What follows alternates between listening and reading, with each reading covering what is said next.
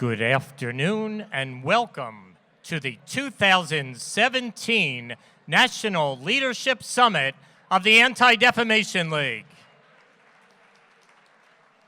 And now, please welcome to our stage the ADL CEO, Jonathan Greenblatt. Welcome everyone to Washington. It is such a privilege to be here with all of you. And wow, it is so nice to see the Mayflower set for maximum attendance. That gets me very excited. Before I start, I just want to thank, first and foremost, the extraordinary people from ADL who make all of this possible. That starts with our national chairman, Marvin Nathan, who is here. Our leadership chairs, Tracy Grossman and Tracy Traeger, who are here.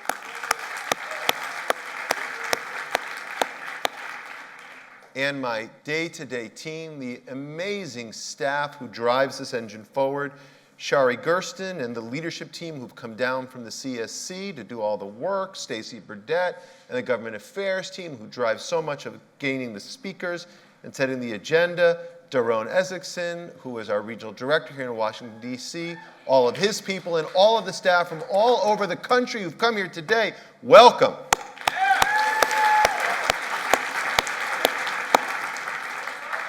Now we gather here this afternoon in our nation's capital at a moment that I will admit I wouldn't have imagined 2 years ago when I was considering the prospect of taking this job and taking the helm of this agency. You know, when I was thinking about the position, I realized it wasn't just an ordinary job.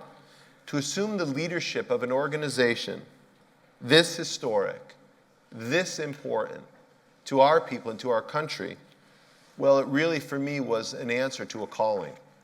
And as I thought on the meaning of that, of what it means of a calling, what are the demands of leadership, I did what Jews have done for thousands of years. I went back to the source of our tradition, the Torah. Now, I'm not the most observant person, but I believe that our tradition possesses tremendous genius about the nature and the meaning of leadership. We all know the story of Moses' encounter with the burning bush when God called out to Moses. And Moses answered, yes, here I am, Hineni, here I am. What is remarkable to me in reading of Moses' unlikely assumption of leadership of the Jewish people is the proximity of the pursuit of justice to Moses answering God's call. God says to Moses, I have seen how cruelly my people are being treated in Egypt. I have heard them cry out, I indeed heard the cry of my people, and I see how the Egyptians are oppressing them.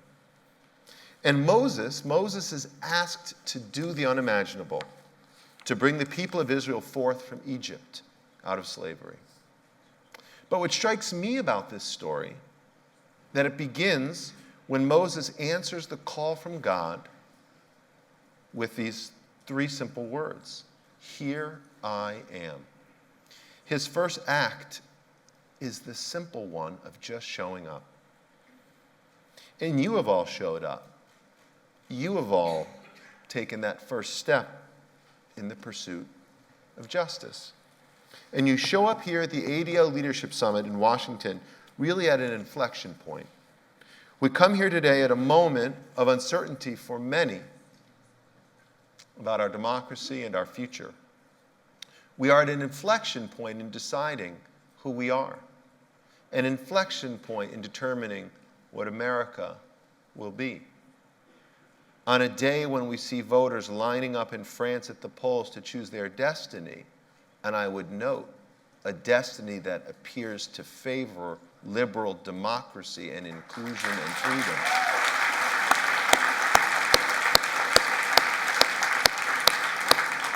It reminds us that we are at an inflection point that's bigger than us or our country. It's really about the world. This means the task ahead of us has perhaps never been more vital. It means that ADL has never had a more important role to play in our society. Indeed, the job is monumental. And I think it begins with each of us, each one of you here, if you are here for the first time or the 20th time, each of us saying, Hineni, I am here, and the task is my task to complete. because I believe we're convened to say that we are up to the task. We are here to reaffirm our common purpose and to recommit to our enduring values. We are here to take action together in service of those values. We are here to say together, Hineni. We are here at this moment, at this summit, to answer this call and to do so by making an impact together. By the same token, leadership is not about one single leader. This exceptional country, the most successful companies, the historic organizations, including this one, are never the result of one leader. Indeed, a leader can set a tone, a captain can steer the ship and choose a course, but no matter what some might say, ADL has never been the story of one man. Such claims are dangerous. When any organization is reduced to a single individual, it diminishes the impact of those who came before, and it creates exposure based on the shortcomings and the frailties of that single individual, present company included. I believe leadership is about the problems we tackle together and the solutions that we commonly forge. And in this moment, leadership is not about standing on this podium and giving a monologue. Instead, it's about opening a dialogue, a conversation. It's about the questions we are asking ourselves about our country, about our community, and our future. And it is about you. It is about how you answer those questions, how you respond in this moment, or if you simply look away, how you embrace this challenge, or whether you shrink from it. You can set that tone. You can choose that course, just as one person. But as participants on this journey together, you see, I believe you are the solution to these challenges. You are the opportunity. And I don't need to tell you that we're living in, as they say, interesting times.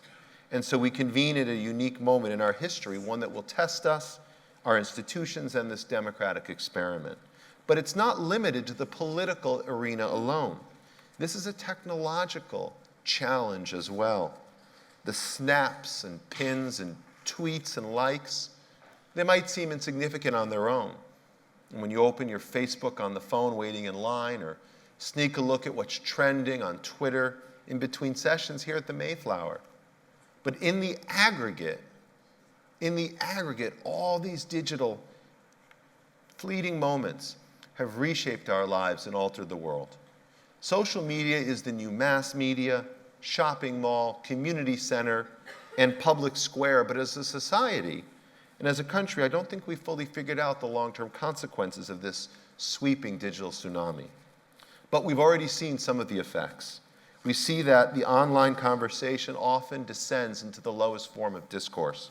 And we find ourselves trapped within filter bubbles that algorithmically exclude other points of view.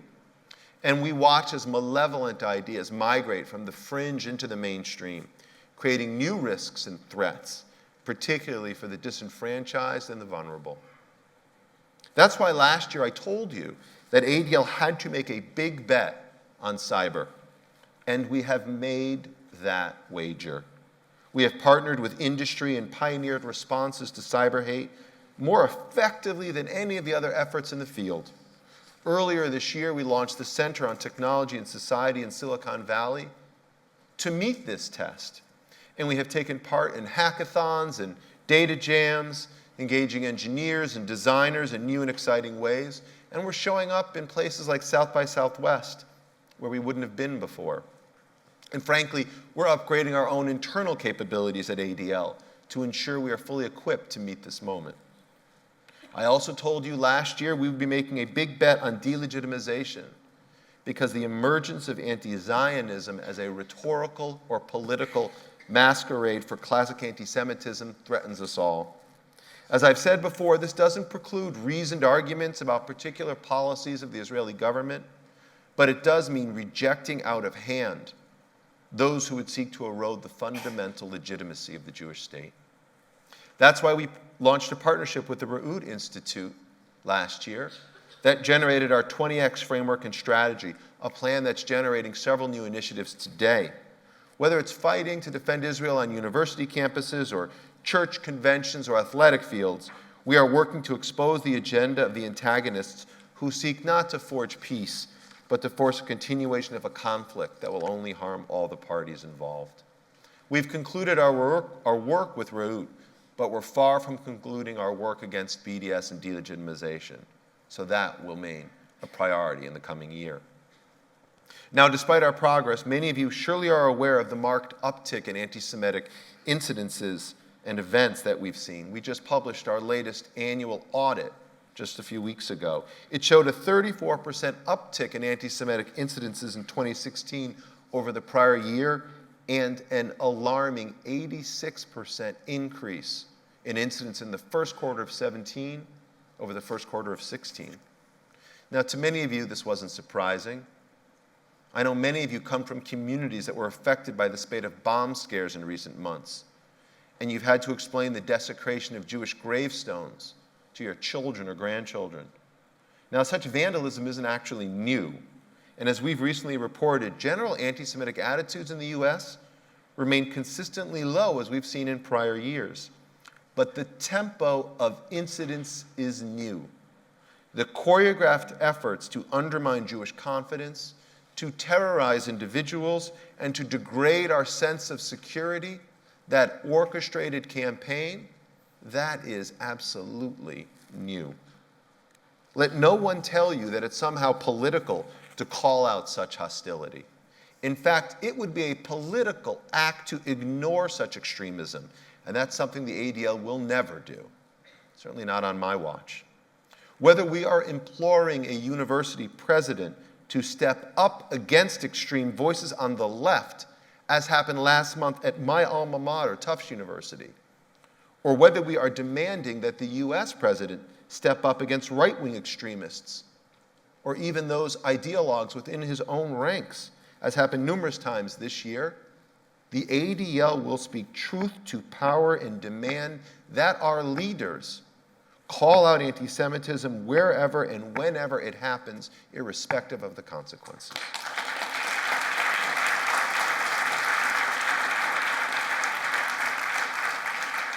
And we do this not only because we believe in stopping the defamation of the Jewish people, but because anti-Semitism is like an early warning system for our society. Even in our modern times, this most ancient hatred serves as a leading indicator of the health of our democracy. Indeed, it often starts with the Jews, but it rarely ends with our persecution. The hatred we have seen directed against Muslims in recent weeks, and the invective that has been spewed forth against immigrants, it has distinct echoes of the anti-Semitism throughout the ages. But amidst this hate, I'm hopeful, not afraid.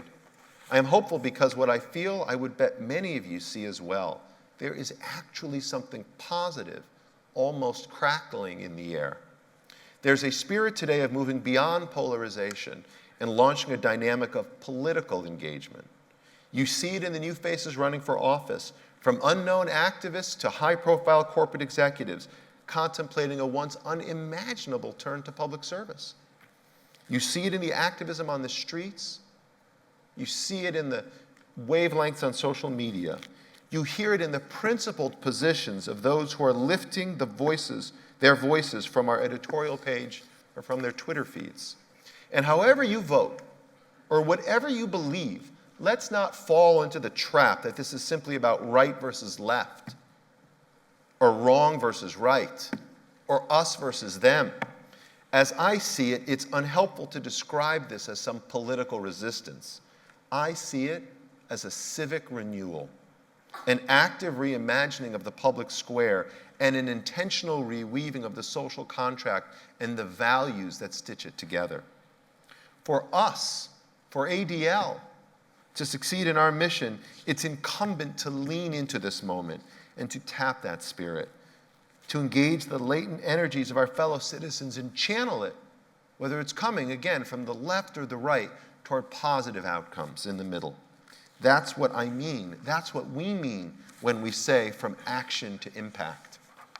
So what is impact? Well, I think the better way to phrase it, that question could be, who is impact? Well, let me tell you. Impact, as Leah Greenberg, a young visionary who you'll hear from in just a few minutes, literally writing the playbook on how to protect and strengthen democratic values in a populist age. Impact is Julie Fernandez, who you'll hear from this week, a civil rights champion working to defend and preserve perhaps the core achievement among all the great civil rights victories of the 20th century, the right to vote. Impact is Vanita Gupta, former head of the Civil Rights Division at the Department of Justice, who recently accepted a visible and important new role, redoubling her commitment to the common good even after completing her public service. And Impact is DeRay McKesson, who you will also hear from tonight, whose authentic voice on social media has redefined activism for the 21st century and helped to create a national conversation about community police relations. And Impact is Jabran Shurmahad, a member of the GLI class of Atlanta, a man who embarked on a path to better his community as an adolescent and boldly continues to walk this path today. You see, Impact is about embracing the capacity for heroism that lives inside all of us. To quote the activist Lisa Sullivan, it's about recognizing that we are the ones we've been waiting for. In our own way, each of us stands on that wall with the innate power to champion our values and defend our liberties. And so for me, that's what leadership is. Leadership is each one of us transforming our action to impact. And the stakes have never been higher. In a time of such uncertainty, when literally the fate of a continent hangs on a single vote, leadership demands an ability to hear all voices and embrace an ethos of inclusivity. An ethos of inclusivity. So what do I mean by that? I mean that today we live in the most heterodox society that the world has ever seen, one whose vitality has been rejuvenated by waves of immigrants, and one that pulses with a dynamic kaleidoscope of faiths and languages and peoples. This is our strength, one that has persisted and energized observers from de Tocqueville to Kennedy to Trump. I believe that we will fail at our task as leaders if we don't leverage these assets, these gifts. Thus, we must find a way to bridge the differences and stem the divergences that seem to tear us at the seams.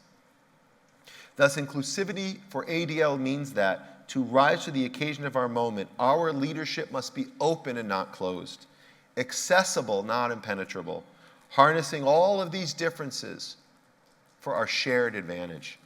It means that we should welcome gays, lesbians, and transgender Americans into our mix because they are all our brothers and sisters.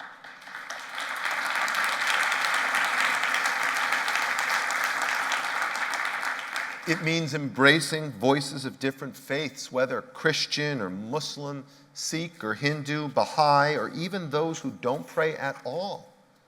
It means engaging all of us, whether we trace our lineage back to the Mayflower or to mid-century slave ships or to Mediterranean life rafts, whether we came to this country with immigration papers seeking economic opportunity or with forged documents like my family because we were seeking protection from oppression, or with no documents at all, simply seeking a chance. Coming off a week littered with stories and headlines that centered around the deaths of young black males at the hands of law enforcement, I want to paraphrase what my friend Brian Stevenson said and note that inclusivity means being proximate to the disempowered because such awareness and insight is crucial to accessing the moral core of our leadership. And leadership must include young people. Young people sitting alongside us at our table because young people already are leading in so many ways. They are starting companies and disrupting industries with invention and energy. They are driving activism and changing politics and our public life. Young people basically have seized the baton and are stepping forward. We must make room and welcome them here at ADL, all of you here in this room, and enhance their creativity and enthusiasm with our knowledge and wisdom. Young people indeed are our future for this country and for this organization. And finally, to rise to the challenge before us, a truly inclusive leadership must look beyond the legislative corridors of Washington and include a much broader set of stakeholders in our work. For starters, we need to elevate industry in our thinking and the private sector in our program. The invisible hand long has shaped the world around us, and it's time to seize it and find ways to engage the markets that move our world and can help to improve it. And we must continue the tradition of creating coalitions with other actors, because when we do so, we speak to the best part of ourselves. When we all use parentheses around our names, when we fasten safety pins to our lapels, when we wear the red ribbon with pride, when we pray with our feet in solidarity with others. That's why here and now I want to tell you that ADL under my leadership will be making another big bet, a big bet on inclusivity. This is a commitment that lies at the core of our mission. It has guided our work in the past and will steer our work in the present and future. But today I promise to redouble that commitment because the times mandate that we must. And so we will take this on, not because it's the politically correct thing to do, but because it's the morally correct thing to do. Not because it will make our work easier. By every measure that I can tabulate, it likely will make our work harder. But because when we fight for others, we also are fighting for ourselves. When we fight for their civil rights, we are also fighting for our own. Now, this isn't really my...